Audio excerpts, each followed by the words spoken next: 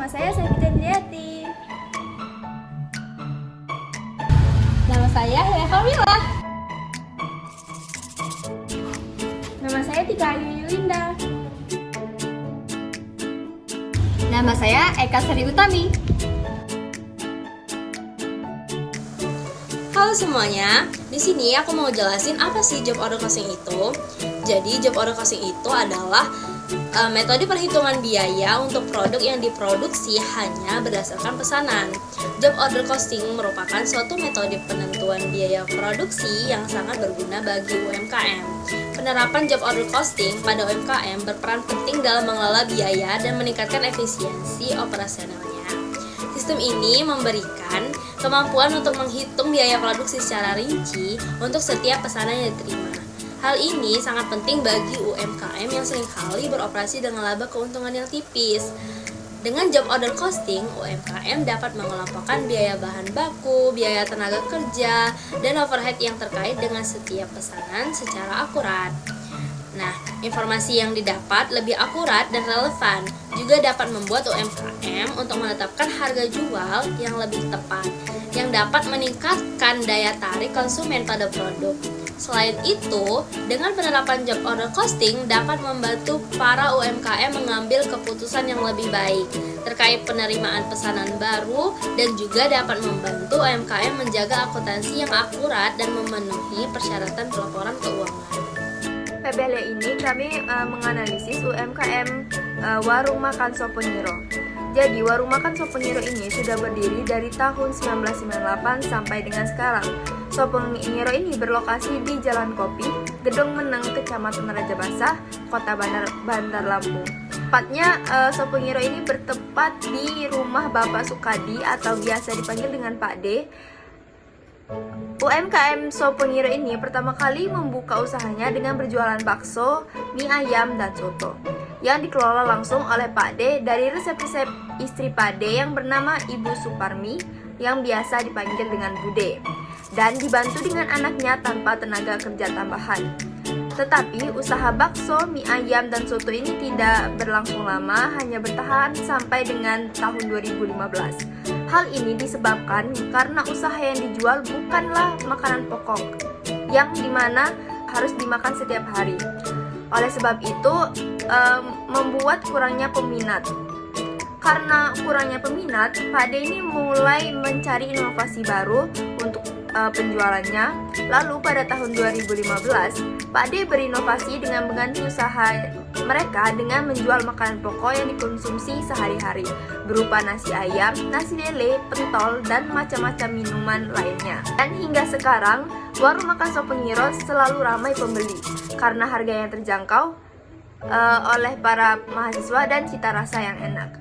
Visi dari Warung Makan Soponiro ini sendiri adalah menjadi warung yang terkenal di kalangan mahasiswa di sekitar Bandar Lampung, dan misinya adalah senantiasa mempertahankan menu, rasa, kualitas, dan harga yang terjangkau di kalangan mahasiswa. Berdasarkan analisis yang telah kami lakukan pada UMKM Soponiro, menunjukkan bahwa usaha ini memiliki beberapa kekuatan, seperti harganya yang cukup murah di kalangan mahasiswa dan cita rasa makanan yang enak.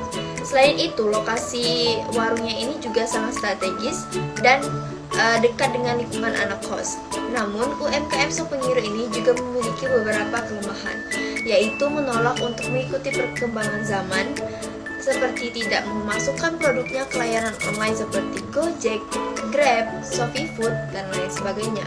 UMKM ini juga hanya menerima pembayaran melalui tunai, belum menyediakan pembayaran lewat dompet digital. Di sisi lain, UMKM ini memiliki ancaman besar, yaitu persaingannya semakin ketat dengan UMKM lain yang lebih mengikuti perkembangan zaman, mulai dari jual beli online serta pembayaran dengan dompet digital. UMKM ini sebaiknya mengikuti perkembangan zaman agar tidak tertinggal dengan dari usaha lainnya. Warung Makan Soponiro ini belum menerapkan akuntansi biaya pada proses bisnis mereka.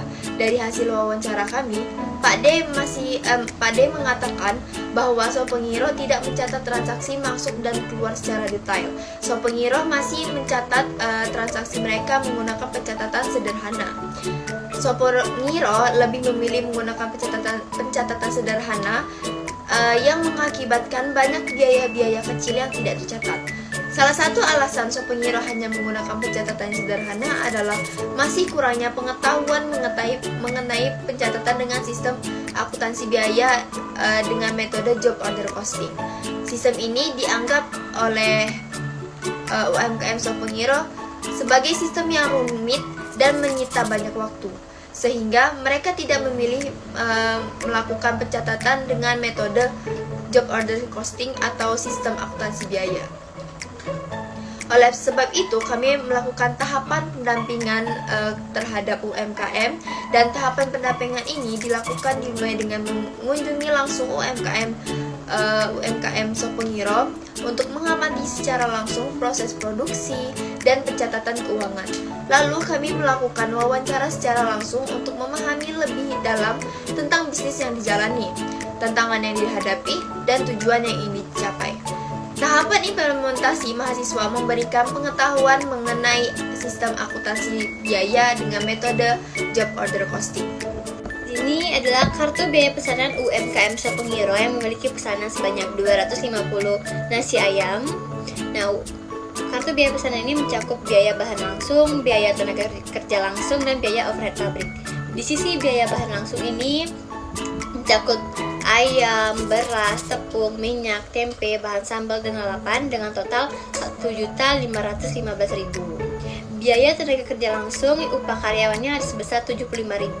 Nah, karyawannya ini adalah anak Pak D sendiri. Nah, kadang Pak D ini jarang menggunakan jasa karyawan karena bisa dihandle oleh Pak D dan istrinya. Selanjutnya adalah biaya overhead pabrik dengan jumlah 14.400 dan 141.000 dengan total 155.400. Biaya bahan langsung sebesar 1.515.000 rupiah, biaya tenaga kerja langsung sebesar 75.000, dan biaya overhead pabrik sebesar 155.400 rupiah dengan total 1.745.400 rupiah. Selanjutnya adalah perhitungan laba, yaitu harga jual yaitu 250 dikali 12.000, totalnya adalah 3 juta. Selanjutnya dikurang dengan biaya produksi sebesar 1.745.400 rupiah. Total labanya sebesar 1.254.600 rupiah. Baiklah, selanjutnya saya akan menjelaskan mengenai kesimpulan. Penerapan job order costing dalam UMKM Sopengiro ini telah membuahkan hasil yang cukup signifikan. Jika UMKM Sopengiro ini menerapkan job order costing, maka dengan metode ini UMKM Sopengiro dapat mengetahui dan menghitung harga pokok pesanannya secara lebih akurat untuk setiap pesanannya. Dengan mengetahui biaya-biaya secara lebih akurat, maka UMKM ini dapat mengevaluasi operasionalnya dari yang kurang baik menjadi lebih baik. Dalam jangka panjang pula, penerapan job order costing ini dapat mendorong pertumbuhan UMKM melalui profitabilitas dan daya saing. Dengan begitu, UMKM Sopengiro ini dapat berkembang secara lebih baik di masa depan. Penerapan job order costing ini bukanlah hal yang mudah. Dengan berbagai tantangan yang dihadapi oleh UMKM Sopengiro ini, seperti kurang, bahkan tidak adanya sumber daya manusia yang memiliki kemampuan untuk menerapkan metode ini. Tetapi dengan kemampuan dan bantuan dari konsultan yang tepat, maka UMKM Sopengiro akan menghadapi tantangan tersebut dengan baik. Lalu manfaat dari penerapan job order costing ini jauh lebih besar daripada tantangan yang dihadapinya. Lalu yang terakhir, saya akan menjelaskan mengenai insight mahasiswa tentang PBL ini.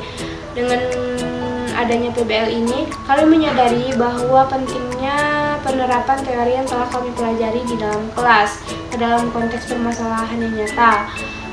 Tanpa adanya penerapan teori job order costing ini, kami tidak memahami bagaimana pelaku UMKM melakukan pencatatan transaksi mereka dalam kegiatan usahanya. Dengan mengamati UMKM, membuat kami mendalami materi secara lebih signifikan. Pengalaman ini tidak hanya memperkuat pemahaman kami mengenai konsep akademik, tetapi juga ke dalam menganalisis data secara nyata. Terima kasih. Thank